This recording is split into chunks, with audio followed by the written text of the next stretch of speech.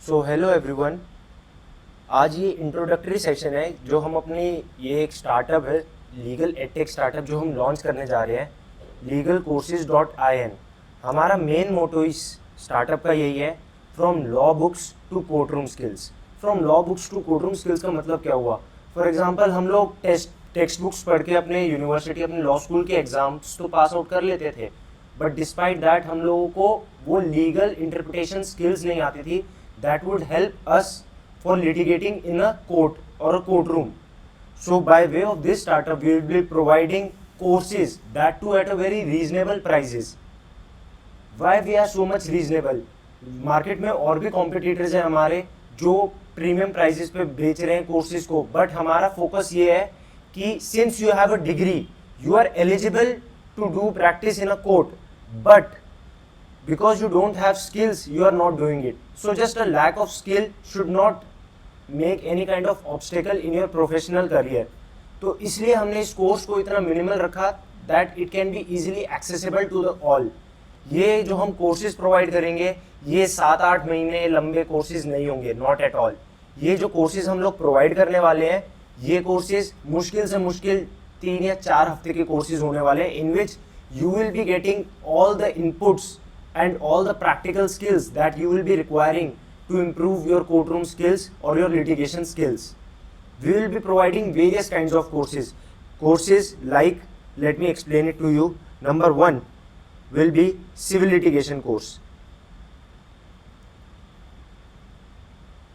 तो जो civil litigation course होगा ना दोस्त हमारा, उसके अंदर क्या होने वाला है, from arrangement of files to final arguments. File arrange कैसे करते हैं और फाइनल आर्ग्यूमेंट्स, एक केस की पूरी जर्नी को डिस्कस करा जाएगा। इंपॉर्टेंट प्रोविजंस हम पूरी सीपीसी इसके अंदर डिस्कस नहीं करने वाले, बट हम वो प्रोविजन जरूर डिस्कस करने वाले हैं जो डे टू डे एक्टिविटीज में एक सिविल लॉयर की यूज होता है और जो उसको हेल्प करेगा अपनी डे टू डे एक्टिविटीज और कोर्टरूम स्किल्स को एनहांस करने के लिए। फॉर एग्जाम्पल हम लोग ऑर्डर 6 पे बहुत फोकस करेंगे, हम लोग ऑर्डर 7 पे बहुत फोकस करेंगे, हम लोग ऑर्डर 8 पे बहुत फोकस करेंगे, हम लोग ऑर्डर 14 पे बहुत फोकस करेंगे, हम लोग ऑर्डर 39 रूल 1 एंड 2 पे बहुत फोकस करेंगे, हम लोग ऑर्डर 39 रूल 4 पे बहुत फोकस करेंगे, हम लोग ऑर्डर 39 रूल 10 पे बहुत फोकस करने वाले हैं, हम लोग ऑर्डर 40 पे बहुत फोकस करने वाले हैं, हम लोग सेक्शन 96 पे बहुत फोकस करने वाले हैं, हम लोग सेक्शन 100 पे भी बहुत फोकस करने वाले हैं। तो जो ऑब्जेक्टिव्स हैं, एक मैं अपना मेजर भूल गया था, ऑर्डर 7 रूल 11, इस पे तो हम लोग बहुत ज़्यादा तवज्जो देने वाले हैं, क्योंकि ये जो ग्रंड होता है ना, ऑर्डर 7 रूल 11 प्रोविजन, ये प्लेंटिफ को भी दुखी करता है और ये डिफेंडेंट को भी दुखी करता है। हम ये डिस्कस तो करेंगे, बट इसके साथ साथ हम और क्या करने वाले हैं, हम लोग सीखेंगे ड्राफ्टिंग कैसे करते हैं। तो भाई सिंपल सी बात है, ड्राफ्टिंग इज एन आर्ट। आपका ड्राफ्टिंग करने का तरीका अलग है, मेरा ड्राफ्टिंग करने का तरीका अलग है। ड्राफ्टिंग का पर्पस क्या होता है, शॉर्ट प्रिसाइज्ड वे में कोर्ट को अपनी बात बताना, उसको ड्राफ्टिंग बोलते हैं, एज सिंपल एज दैट।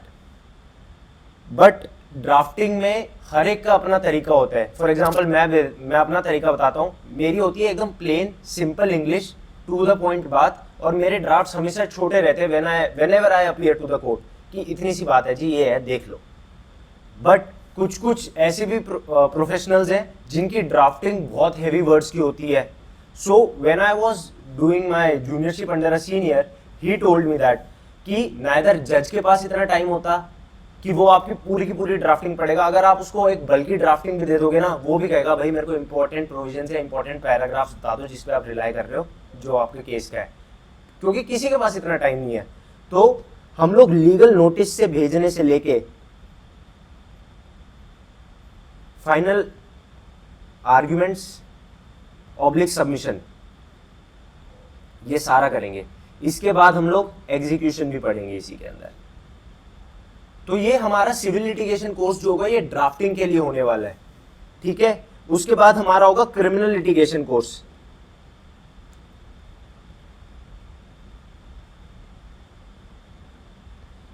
तो जो हमारा क्रिमिनल लिटिगेशन कोर्स होने वाला है ना दोस्त, ये क्रिमिनल लिटिगेशन कोर्स क्या बताने वाला है हमें, क्रिमिनल लिटिगेशन कोर्स के हम लोग 3 पहलू पढ़ेंगे। First is the complaint case, second is FIR case, ठीक है, एंड थर्ड जो हम लोग डिस्कस करने वाले हैं, old criminal laws and new criminal laws. तो अब हम ये सोच रहे हैं यार ओल्ड क्रिमिनल लॉज क्यों पढ़े जब न्यू आ चुके हैं, अमेंडमेंट आ चुकी है। नहीं, द रीजन इज कि 2024 जून से पहले जो केसेस चल रहे हैं वो ओल्ड प्रोविजन में ही चलेंगे, वो न्यू प्रोविजन में नहीं चल सकते। तो ये हम लोग दूसरी चीज सीखने वाले हैं। उसके बाद हम लोगों का जो तीसरा कोर्स आने वाला है वो है legal research using ChatGPT. भाई trust me, to be very honest, ChatGPT is like a boom for us. Free of cost के अंदर हमें एक ऐसा हेल्पिंग हैंड मिल चुका है जो हमारे लिए लीगल रिसर्च को बहुत आसान बना देता है। चैट जीपीटी के ऊपर कभी रिलाई नहीं करना, हमें क्रॉस चेक करना है चैट जीपीटी की इंफॉर्मेशन को, बट कभी भी अगर नीड हो तो ChatGPT is there to help us out. अपनी लीगल प्रॉब्लम वहां पर डालो, हिल एंड मेंशन की कुछ साइटेशंस प्रोवाइड करो, हिल प्रोवाइड अस सम साइटेशंस, और उसको हम क्रॉस चेक करेंगे फ्रॉम वेरीफाइड पोर्टल्स। जो वेरीफाइड पोर्टल्स हैं हम उस पर जाके क्रॉस चेक करेंगे। तो जो चैट जीपीटी वाली हमारा कोर्स होगा ना, that will be at a very reasonable price, क्योंकि बहुत बड़ा कोर्स नहीं होने वाला। हमें बस चैट जीपीटी के कुछ कीवर्ड समझने हैं, हमें ये देखना है कि हमें चैट जीपीटी को कैसे प्रॉम्प्ट इंजीनियरिंग करनी है, मतलब उसको कैसे कमांड देना है जिससे वो ट्रेंड है और हमारे जो हमारी रिक्वायरमेंट्स है वो उसके साथ अलाइंड हो जाए।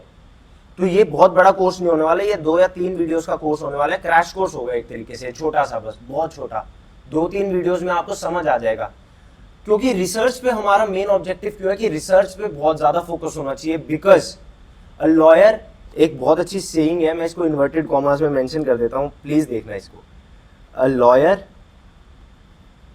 मे और may not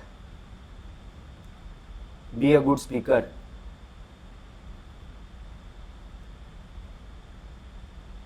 but he should be a good researcher.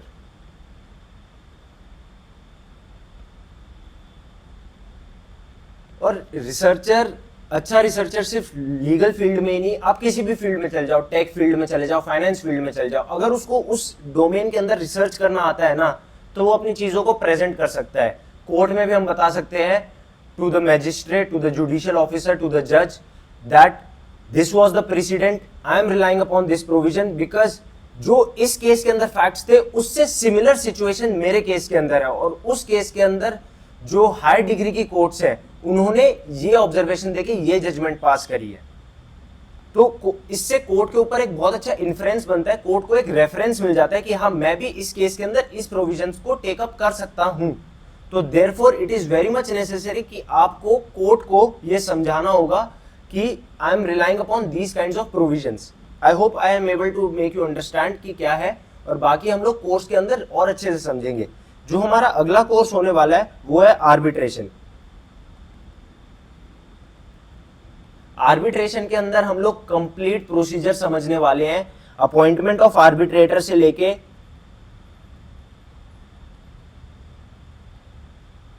कहां तक जाएगा ये, पासिंग ऑफ अवार्ड, और उसके बाद उसकी एग्जीक्यूशन। हम ये पूरा स्टेप समझेंगे। इसके अंदर ऐसा नहीं है कि ये 3 स्टेज के अंदर आर्बिट्रेशन हो गई, नहीं।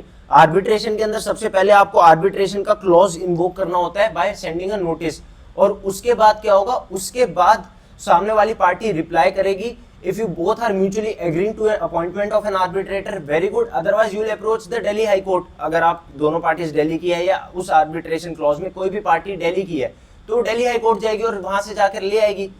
पर हमें इस चीज के अंदर एक और चीज ध्यान रखनी है कि हम लोग सीट ऑफ द आर्बिट्रेटर कैसे डिसाइड करेंगे। सीट ऑफ द आर्बिट्रेटर अगर म्यूचुअली डिसाइडेड है, वेल एंड गुड, अगर म्यूचुअली डिसाइडेड नहीं है then we will read about this in this course कि हम लोग सीट ऑफ द आर्बिट्रेटर कैसे डिसाइड करेंगे, नंबर ऑफ आर्बिट्रेटर्स कैसे डिसाइड करेंगे, मोड ऑफ आर्बिट्रेशन कैसे डिसाइड करेंगे। हम लोग बेसिक से लेके एंड तक जाएंगे इस कोर्स के अंदर, because arbitration, mediation, these are emerging fields of law, और यहाँ पर अब बहुत ज्यादा हो रहा है। आर्बिट्रेशन बेसिकली जो स्लैंग है ना हमारी लीगल डोमेन के अंदर, वो होती है आर्बिट्रेशन इज अमीरों की वकालत। तो अगर हम आर्बिट्रेशन के प्रोसीजर को बहुत अच्छे से समझ गए, उसको इन डेप्थ उसकी रिसर्च कर पा रहे हैं, that means we are in that Gen Z kind of और maybe elite kind of crowd कि हम लोग आर्बिट्रेशंस में जा रहे हैं। आर्बिट्रेशन का सबसे अच्छा फायदा यह है कि पैनल्स हमें बहुत आसानी से मिल जाएंगे। अगर हम एलिजिबल क्राइटेरिया पास कर लेंगे और हमें आर्बिट्रेशन होगी ना, तो एनबीएफसी, बैंक्स, इंश्योरेंसेस, इन सब के कॉन्ट्रैक्ट्स अगर देखेंगे ना, तो जब भी ये अपनी सर्विसेज डिलीवर करते हैं तो इनके अंदर एक आर्बिट्रेशन क्लॉज होता है। तो अगर हम लोग आर्बिट्रेशन को बहुत अच्छे से समझ पाएंगे तो हम लोग इन लोगों को भी अप्रोच कर सकते हैं फॉर फ्यूचर वर्क। ठीक है, उसके बाद हम लोग पढ़ने वाले हैं कॉन्ट्रैक्ट ड्राफ्टिंग।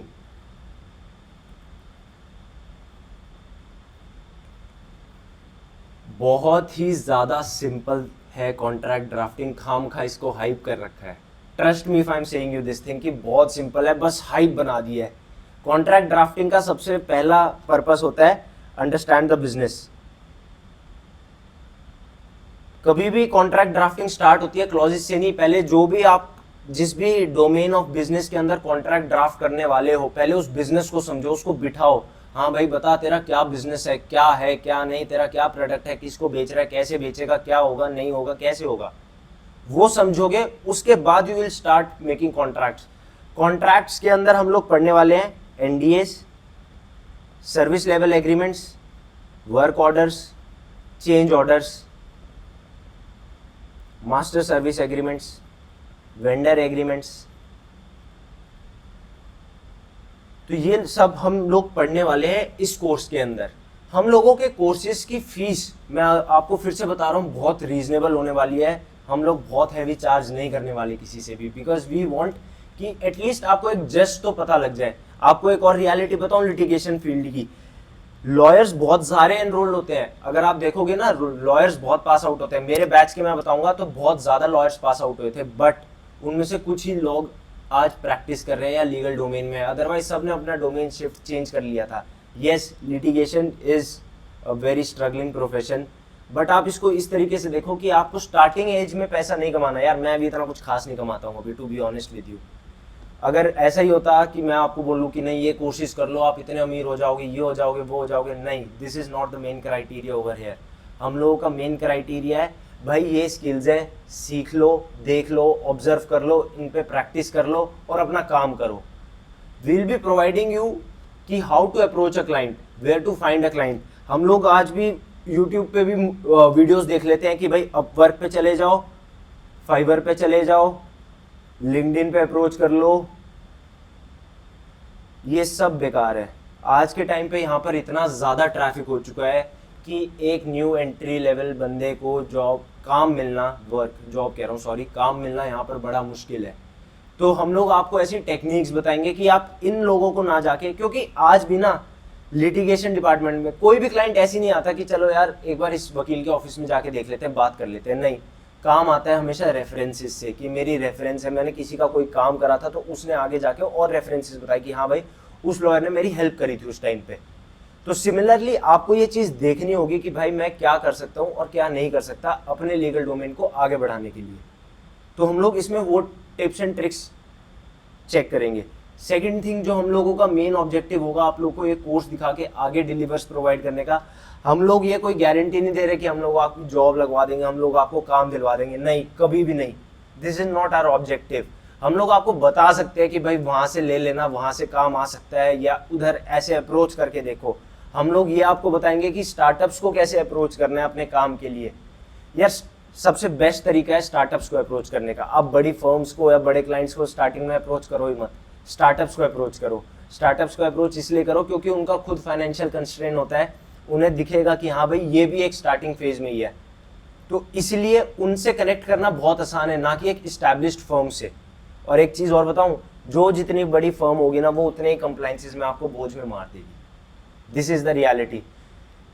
क्योंकि स्टार्टिंग में स्टार्टअप्स और आपकी स्टार्टिंग प्रैक्टिस दोनों जुगाड़ बेसिस पे चल रही होगी, बट अगर आप किसी बड़ी ऑर्गेनाइजेशन के साथ स्टार्टिंग में ही काम पकड़ने लग जाओगे ना, आप कंप्लाइंसेस में फंस जाओगे कि इनको मेल भेजो, अटैचमेंट्स भेजो, स्कैन करके भेजो, ऐसे भेजो, वैसे भेजो, ठीक है, ये फिक्स्ड फॉर्मेट होना चाहिए, फिर वो रिव्यू करेंगे, वहां से आएगा। नहीं, कुछ स्टार्टअप्स के साथ मैंने काम किया है, आई am telling you, trust me, इतना फन था ना वो काम करना। हम लोग खुद आधी चीजें मुझे भी नहीं पता होती थी, तो स्टार्टअप का मालिक और मैं ऐसे दोनों बैठे होते थे, यार करे क्या इसमें समझ तो कुछ आ ही नहीं रहा। तो सिमिलरली आपको ऐसे लोगों को पकड़ना है स्टार्टिंग में, जिससे आपको मोटिवेशन मिले कि हाँ ये मैं कर सकता हूँ। ठीक है। सेकंड, एक सीनियर मेंटोर हमेशा रखना है इसके अंदर, जिसको भी आपको ठीक लगे। कोई मेंटोर नहीं मिल रहा, कोई दिक्कत नहीं, अपने कॉलेज का कोई भी सीनियर पकड़ लो जो प्रैक्टिस में हो, एक सीनियर मेंटोर रखना है। एक और चीज जो मैं आपको बताना चाह रहा हूं, कोर्ट पॉलिटिक्स, स्टे अवे। सी, कोर्ट के अंदर दो लोग जाते हैं, एक होता है नेता आदमी, एक होता है वकील आदमी। नेता से मेरा मतलब पॉलिटिशियंस नहीं है, जो लॉयर्स बट वो नेतागिरी में ज्यादा इन्वॉल्व है और लिटिगेशन फील्ड में नहीं। और कुछ लॉयर्स ऐसे हैं जो कोर लिटिगेशन फील्ड में इन्वॉल्व है, उन्हें पॉलिटिक्स से कोई लेना देना ही नहीं है कि भाई मुझे नहीं पता प्रेसिडेंट कौन बन रहा है, वाइस प्रेसिडेंट कौन बन रहा है, क्या नहीं बन रहा। तो हम लोग आपको ऐसे टिप्स एंड ट्रिक्स दिखाएंगे जिससे आप कोर्ट प्रेमाइसिस में लोगों से जेलअप आसानी से कर पाओगे। क्योंकि ट्रस्ट मी, लिटिगेशन एक ऐसा फील्ड ऑफ प्रोफेशन है जिसके अंदर आपको अपने कलीग से ज्यादा जो और लोग हैं ना कोर्ट प्रेमाइसिस के अंदर, उनसे ज्यादा बनाने की जरूरत है। तो इसलिए हम लोग इस कोर्सेज के अंदर, हर कोर्स के अंदर ये चीज जरूर डिस्कस करने वाले हैं।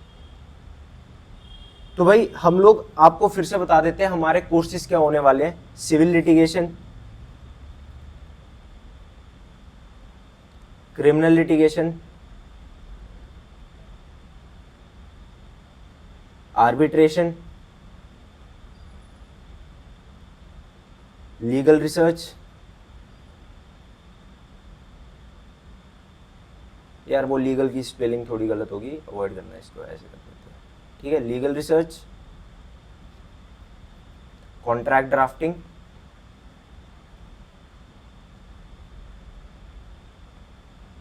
हम लोग का पर्पस क्या है? क्या हम लोग लाइव क्लासेस प्रोवाइड करेंगे? नहीं, हम लोग लाइव क्लासेस प्रोवाइड नहीं करेंगे। लाइव क्लासेस मैं सच बताता हूँ, जब मैं एक बार किसी एंट्रेंस एग्जाम के लिए तैयारी कर रहा था तो मैंने लाइव क्लासेस वाला एक कोर्स खरीदा था। जो चीज 1 घंटे में हो सकती है वो लाइव क्लास के अंदर 2.5 घंटे ले जाती है। टाइम वेस्ट है लाइव क्लास, और कुछ नहीं है। अगर मुझे पढ़ना होगा मैं रिकॉर्डेड से भी पढ़ लूंगा, अगर मुझे नहीं पढ़ना होगा मैं लाइव क्लास में भी नहीं पढ़ूंगा। आई प्रॉमिस यू दैट। इसलिए लाइव क्लास कभी मत एक्सेस करो, हमेशा रिकॉर्डेड सेशंस लो। भाई मेरा आधा देखने का भी मन है, आधा मैं बाद में देख लूंगा, या फिर मेरे को आज ही 5 के 5 क्लासेस खत्म करनी है तो मैं लाइव क्लासेस का क्यों वेट करूं। तो इसलिए हम लोग रिकॉर्डेड क्लासेस प्रोवाइड कर रहे हैं इंस्टेड ऑफ लाइव क्लासेस। हम लोग लाइव जूम सेशंस रखेंगे ऑन वीकली बेसिस। जब हम वीकली बेसिस पे लाइव जूम सेशन रखेंगे उसमें हम लोग इनसाइट्स के बारे में बात करेंगे, या कोई हमारा स्पीकर आएगा गेस्ट स्पीकर, उससे बात करेंगे। बट हम लोग कभी भी लाइव क्लासेस को तवज्जो नहीं देते हैं। डाउट सॉल्विंग क्लासेस होंगी, आप लोगों के पास 24/7 एक्सेस होगा मेल आईडीज का, व्हाट्सएप नंबर्स का। आप अपने डाउट्स, लीगल क्वेरीज भेजो। नहीं आएगा समझ तो साथ में डिस्कस करेंगे। भाई क्या पता किसी को ना आए, हम में ना आए, हमारी फैकल्टी में किसी को ना आए, मेरे को ना आए, किसी को भी नहीं आ सकता।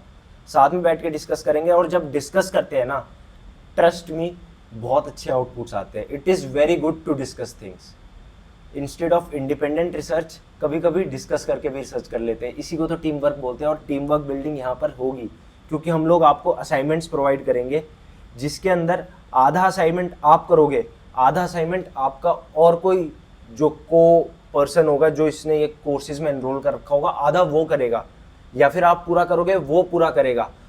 आप अपने असाइनमेंट को सबमिट करोगे और अपने असाइनमेंट को प्रेजेंट करोगे, वो अपने असाइनमेंट को सबमिट करेगा और प्रेजेंट करेगा। उसके बाद असाइनमेंट चेंज हो जाएंगे दोनों के, और फिर दोनों स्टार्ट करेंगे। And then you will get to know कि हाँ भाई उसकी क्या की पॉइंट ऑब्जर्वेशन थी उस असाइनमेंट में, मेरी क्या की पॉइंट ऑब्जर्वेशन थी उस असाइनमेंट में। दैट मीन्स दोनों के माइंड का इंटरप्रिटेशन हम लोग समझ पाएंगे। एक ना बहुत ही हवा होती है, मैं एग्जांपल देता हूँ। जैसे आज चलो थोड़ा सा इंट्रोडक्टरी सेशन था बट लंबा हो गया, बट एक बार मैं समझा देता हूँ। जैसे लीगल नोटिस, मैं और किसी का एग्जांपल नहीं लूंगा, मैं अपना एग्जांपल लेके समझाता हूँ। जब मैं 5th ईयर में था ना अपने लॉ स्कूल के, मुझे कुछ भी नहीं आता था। मैंने इंटर्नशिप्स करी थी उससे पहले 3, बट वो इंटर्नशिप्स कैसी थी? ऑलमोस्ट 0। क्यों? क्योंकि मैं कभी कुछ करता ही नहीं था, कोर्ट जाता था, टाइम पास करके घर आ जाता था। ठीक है, तो जब मैं 5th ईयर में था, मेरी लास्ट इंटर्नशिप थी ना, मैं सीनियर आस्क्ड मी, शुभम क्या आता है? मैं सर कुछ नहीं आता, मैं सर कुछ नहीं आता मुझे, मैं जैसे बोलोगे वैसे कर लूंगा। सो ही टोल्ड मी कि भाई स्टार्टिंग से शुरू करते हैं। कहता व्हाट इज लीगल नोटिस? तो मैंने कहा sir legal notice is something like कि आप किसी को कोई चीज़ बता रहे हो इन अ लीगल वे। कहता इज लीगल नोटिस बाइंडिंग? मैं सर यस एब्सोल्युटली, तभी तो उसका नाम लीगल नोटिस है। कहता नहीं यार, अगर मेरा मन करे मैं शाम तक 100 लोगों को लीगल नोटिस भेज दूं तो क्या वो बाइंडिंग हो जाएगा सब पे? मैं बात तो आपकी भी ठीक है, अब मैं क्या बताऊं, मेरे को तो नॉलेज ही नहीं है। तो कहता लीगल नोटिस एक कुछ नहीं होता, जस्ट एक फॉर्मल इंटीमेशन होती है किसी को बताने के लिए कि हम आपके अगेंस्ट ऐसा कुछ कर सकते हैं क्योंकि आपने कुछ ऐसा गलत किया है, दैट्स इट। मैं मतलब सर समझ नहीं आया मेरे को। मैंने तो सर को यही बोला कि सर मेरे को समझ नहीं आया क्या बोल रहे हो आप। तो सर ने कहा जैसे स्कूल में हम लोग एप्लीकेशंस लिखते थे ना, leave application, sick leave application, कहता legal notice is just like that. इसको हुआ मत बनाओ कि लीगल नोटिस लीगल नोटिस। तो मैंने कहा सर लीगल नोटिस कितने पेजेस का होना चाहिए? कहता 4 लाइन के अंदर बात खत्म कर दो, लीगल नोटिस बेस्ट है वो। तुम्हारे 4 पैराग्राफ्स बन गए, तुमने फैक्ट्स अपने सारे मेंशन कर दिए, तो काम खत्म। पर उन्होंने मेरे को एक चीज़ और अच्छे से समझाई, क्योंकि उन्होंने फिर मेरे को ये चीज़ें बोल के एक लीगल नोटिस बनाने को दिया चेक बाउंस केस का। तो मैंने लीगल नोटिस बना दिया, पैरा नंबर 1 में रख दिया मेरा क्लाइंट कौन है, पैरा नंबर 2 में रख दिया कि मेरा क्लाइंट आपसे क्या मांग रहा है इस लीगल नोटिस में, पैरा नंबर 3 में लिख दिया कि भाई दे दो अदरवाइज हम लोग केस फाइल कर देंगे। ठीक है, तो मैंने अपने सर को दिखाया कि सर ऐसे ऐसे देखो मैंने कर दिया। सर ने कहा रॉन्ग, बिल्कुल गलत। कहता लीगल नोटिस, मैंने मजाक में ऐसे बोल दिया कि हाँ ठीक है भाई अपनी छोटी सी बात रख दूँ, नहीं, लीगल नोटिस के अंदर आपको अपने फैक्ट्स खोल के रखने हैं, क्योंकि लीगल नोटिस के बेसिस पे ही आप आगे अपना केस चलाने वाले हो। अगर मैं अपना केस आगे चलाने वाला हूँ लीगल नोटिस के बेसिस पे, तो मुझे उसको डिटेल्ड रखना होगा। फॉर एग्जांपल लीगल नोटिस का एक जनरल फॉर्मेट क्या होता है वो डिस्कस कर लेते हैं अभी, उसके बाद ड्राफ्ट्स अगर टाइम मिला तो शेयर करेंगे, नहीं तो अगले वीडियो में कर लेंगे शेयर, कोई इशू नहीं है। लीगल नोटिस का बेसिक फॉर्मेट क्या होता है?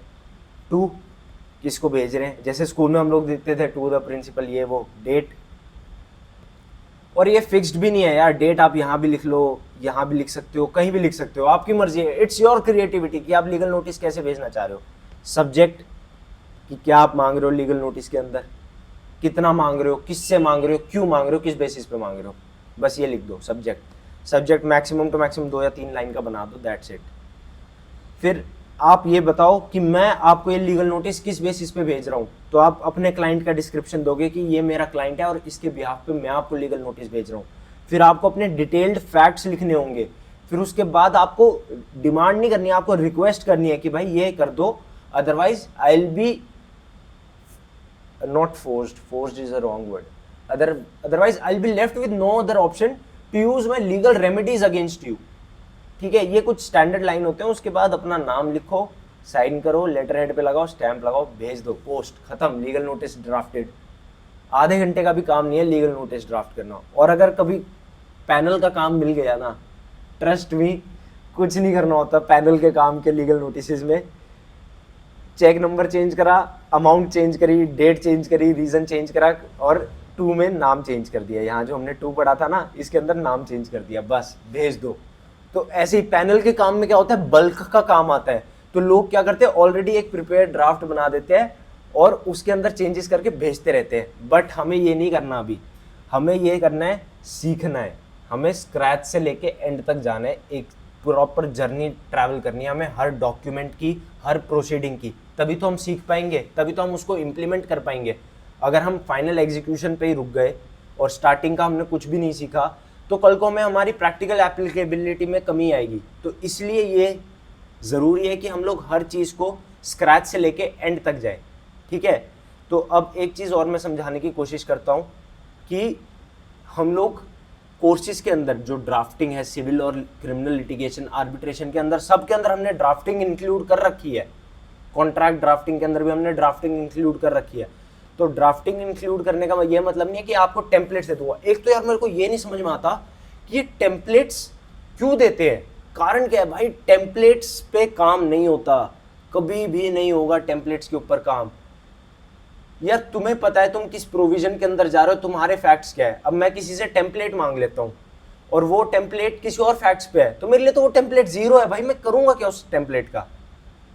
तो इसलिए कभी भी टेम्पलेट पे ड्राफ्टिंग मत करना। अगर टेम्पलेट पे ड्राफ्टिंग कर रहे हो तो जीरो, डेड, कुछ नहीं है भाई, कुछ भी नहीं है, खत्म है मामला।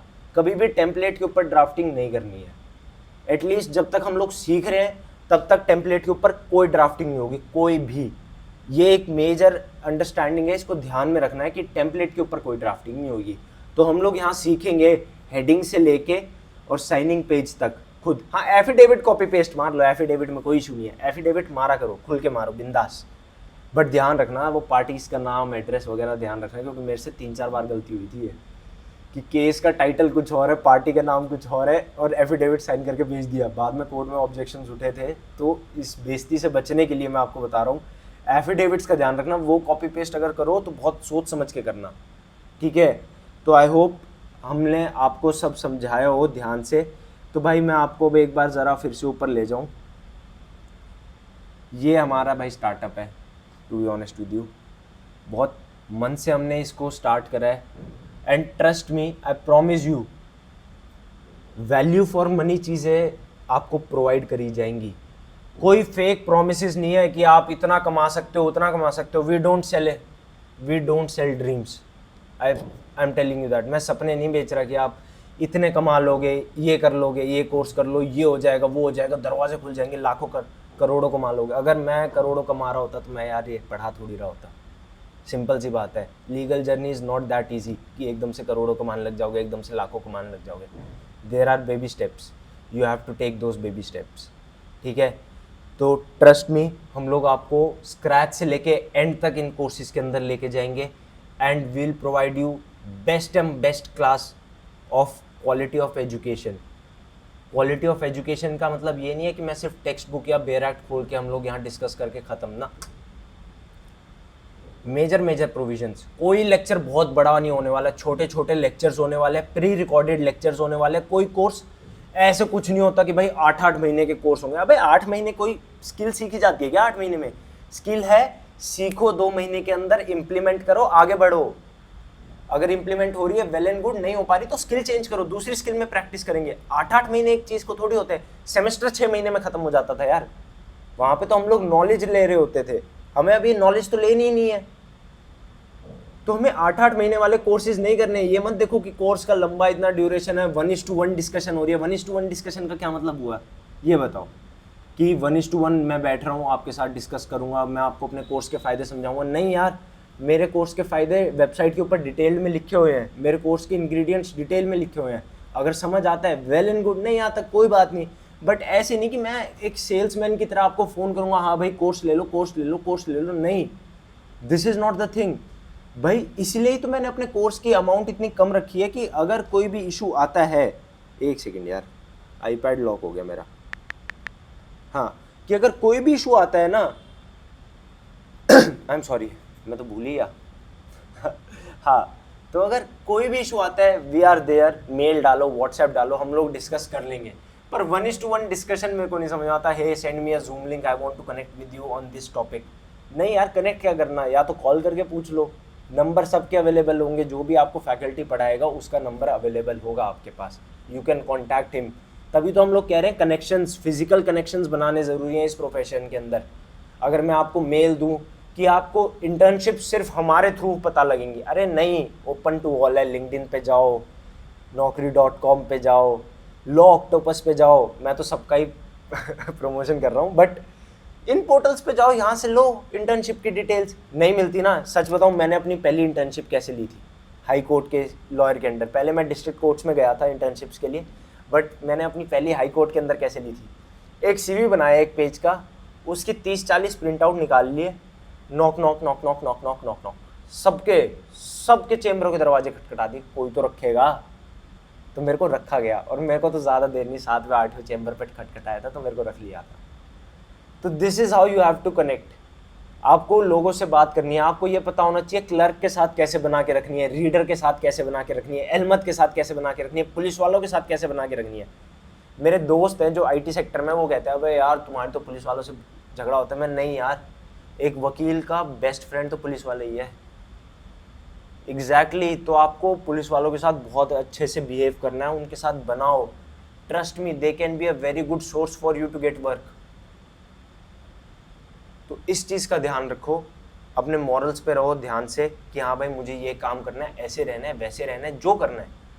बट हम आपको फेक प्रोमिसेस नहीं कर रहे हैं इन कोर्सेज के अंदर। मैं आपको फिर से कह रहा हूँ कि नहीं यार, मैं आपको इंडिपेंडेंट फ्रीलांसिंग वर्क दिलवा दूंगा, सोशल मीडिया पे फिर आप पोस्ट लिखना मेरे लिए या किसी के लिए भी कि hey thank you so much I got this work, नहीं नहीं नहीं, अगर काम आएगा तो वो आपकी वजह से आएगा, काम नहीं आएगा तो वो आपकी वजह से नहीं आएगा, एज सिंपल एज दैट। हम लोग आपको अपॉर्चुनिटीज़ बता देंगे भाई ऐसे ऐसे आ रखी है, अगर मन है तो अप्लाई करके देख लो, हो जाए वेल एंड गुड, नहीं होता तो भाई we are not responsible. But with respect to the contents of the courses that we are promising, हम लोग उस पर बिल्कुल खड़े उतरेंगे। मैं आज 100% ये बात बोल रहा हूँ आपको, हम खड़े उतरेंगे उन चीज़ों पे।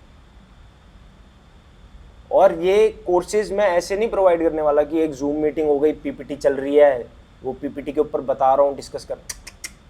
Very talkative, very interactive courses होने वाले हैं ये, रियल लाइफ एग्जांपल्स डिस्कस होने वाले हैं। और मैं हिंदी में इसलिए बोल रहा हूँ क्योंकि मैंने ना एक चीज़ ऑब्जर्व करी, मैं बहुत टाइम से टीचिंग डोमेन में आना चाह रहा था, तो मैंने एक चीज़ ऑब्जर्व करी कि खान सर फिज़िक्स वाला ये कैसे इतने कनेक्ट कर पा रहे हैं। क्या ये बेस्ट टीचर्स हैं? May be may not be, पता नहीं, बट ये कनेक्ट बहुत अच्छे से कर पा रहे हैं स्टूडेंट्स के साथ।